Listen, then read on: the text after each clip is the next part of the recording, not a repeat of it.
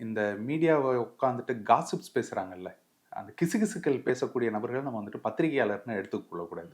அத விட்டுருங்க. நம்ம அத விட்டுருவோம். ஆனா உண்மையான பத்திரிகையாளர்களே இங்க வந்துட்டு பத்திரிகையாளரா செயல்படுறாங்களா? அப்படிங்கிறது தான் கேள்வி. விவாதங்கள்ல உட்காருவாங்க.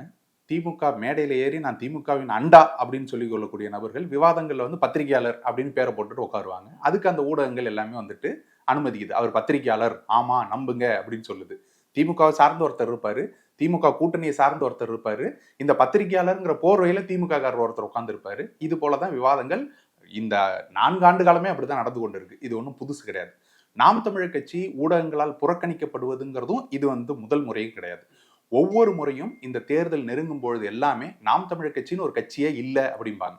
கருத்து கணிப்புகள் அப்படிங்கிற பேர்ல அவங்க வெளியிடக்கூடிய இதுல நாம் தமிழர் கட்சிங்கிற பெயரை இடம்பெறாமல் பார்த்துக் கொள்வார்கள். மற்ற கட்சிகள் எல்லாம் இருக்கும். இவங்களுக்கு 1%, அவங்களுக்கு 1%, அவங்களுக்கு 1%, இப்படி மற்றவை அப்படின்னு சொல்லிட்டு இதுல போடுவாங்களே தவிர, நாம் தமிழர் கட்சி என்ற ஒரு கட்சி இருக்கிறதாவே அங்க காமிக்க மாட்டாங்க.